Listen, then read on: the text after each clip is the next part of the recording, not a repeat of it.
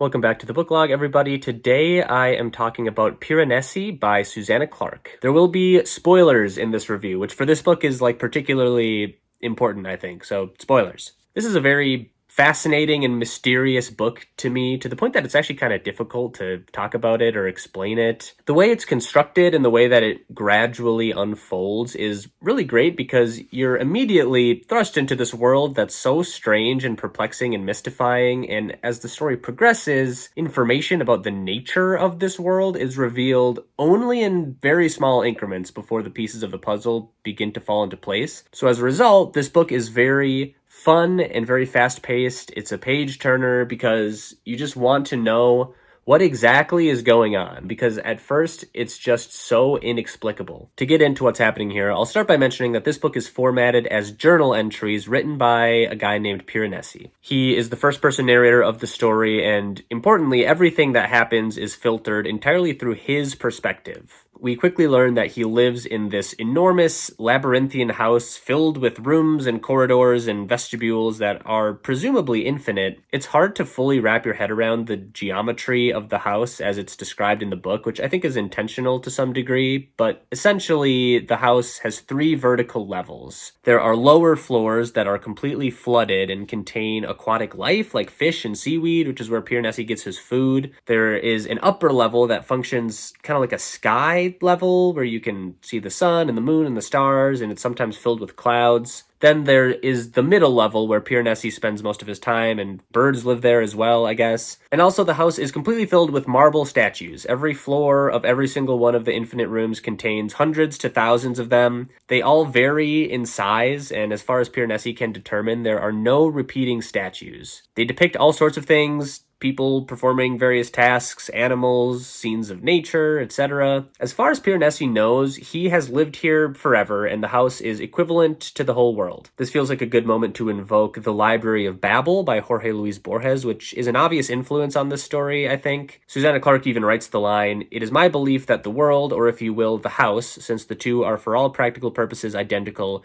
wishes an inhabitant for itself to be a witness to its beauty and the recipient of its mercies," which is very similar to a quote Borges uses about the Library of Babel in that story. Anyway, through his journal entries, Piranesi goes on to explain that no one else is alive in the house besides him and one other guy who he simply refers to as the other. In these journal entries, Piranesi repeatedly describes himself as a scientist who is trying to gather data in order to understand this world. He keeps meticulous records of his day-to-day activities, also the tides in the flooded lower levels, and he also carefully catalogs the countless statues that he encounters and what they're depicting. He is trying to discover and explore as much of the world as possible. He goes on to explain that as far as he's been able to determine, the world contains exactly 15 people in total. There's himself, the other, and 13 skeletons he has found scattered throughout various rooms of the labyrinth. He doesn't know who these people were, or when or how they died. Meanwhile, he meets with the other twice per week to discuss whatever they've learned about the house. The other, it seems, is interested in uncovering some kind of great secret arcane knowledge hidden within the house, something that might grant them powers like telepathy or flight or immortality or something along those lines, although Piranesi himself doesn't seem particularly interested in any of that. And that is essentially the setup of the story. And as I mentioned, I was completely baffled by all this. What is this house? Who is Piranesi? Who is the other? How did they get here? Have they always been here? What is the true nature of this labyrinth in this world? I found the whole thing to be endlessly fascinating, and I also just love Piranesi's voice as a narrator. Everything we learn about this world is so bewildering, yet Piranesi describes it in such a calm, matter-of-fact, almost legitimately scientific way, because to him, reality being the strange is just normal life. But as the book progresses, some more information comes to light. First, there's something immediately suspicious about the other. For example, Piranesi is dressed in rags and has to fend for what little food and resources are naturally available in the house, whereas the other seemingly doesn't have to worry about any of that. He always has new clothes and is well fed, and one day he's even able to get a new pair of shoes for Piranesi somehow, which is confusing because where would you get something like that in the house? Then the other starts mentioning that soon a new person might show up in the house, and that if Piranesi sees them, he should not contact them at all and should immediately hide. I think this is something the book does very well in general, which is present information that we, the reader, interpret one way, while Piranesi himself interprets it another way, which we can clearly see through his journals. Because when the other says something like that, we're immediately apprehensive and wary. Like, what do you mean someone else is coming to the house? But to Piranesi, in his naivete, instead of being frightening, it's incredibly exciting. He would love to meet another human being. That's never happened to him before. Piranesi starts referring to this new person as 16 because they would be the 16th confirmed person in the house after him and the other and all the skeletons. And at this point, I guess I'll just explain the reveal or the explanation of what is actually happening, because this is more or less where the book does it. So around all these discussions of the impending visit of 16, Piranesi one day does encounter a new person in the house. It's this mysterious old man, and at first Piranesi refers to him as the prophet because of the strange way he speaks and the way he seems to understand the house and who all the dead people are. It is somewhat funny to hear Piranesi's complete exasperation at the strange vocabulary this guy uses, even though it's clear that he's from our regular world and is just referring to concepts outside the house that Piranesi doesn't know, like police and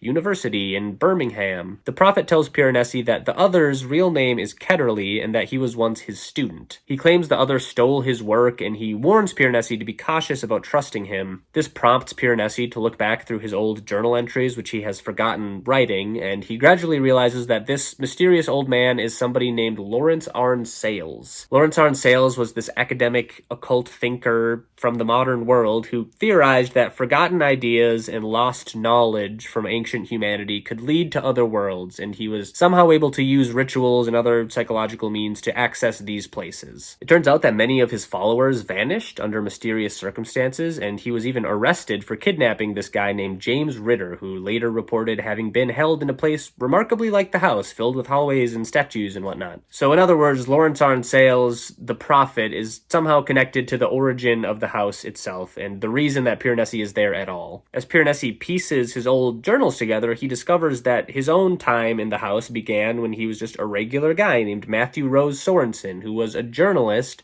writing about Lawrence Arne Sayles. He went to interview Ketterly about his research, and Ketterly used a ritual to trap him in the house, where if you stay for too long, you lose your memories until you forget your own life completely. This revelation kind of reframes the whole book in a lot of ways. Like, Piranesi is technically a prisoner of this house instead of just an inhabitant. The whole ending sequence involves 16 arriving, who turns out to be a policewoman who was investigating Matthew Rose Sorensen as a missing person, and eventually he escapes and he's able to return to his original life and family. But interestingly, he never regains his memories. He kind of exists in this in-between state. Even though he's the same body, he is still a different person. He is Matthew Rose Sorensen and Piranesi and this new person on the outside all simultaneously. His identity is now fragmented and layered, kind of like the labyrinth itself. I've seen some people take issue with this ending and with this explanation, but I actually appreciated it quite a bit. For one thing, I like that it is explained to a degree, but not over-explained. There's no overdone technical sci-fi logic or like explicable justification for this stuff happening. You just have to accept it more or less at face value. This world was somehow manifested into existence, and that's simply where Piranesi takes place. To me, keeping the explanation at that level preserves the book's sense of wonder and keeps everything firmly in the realm of the fantastical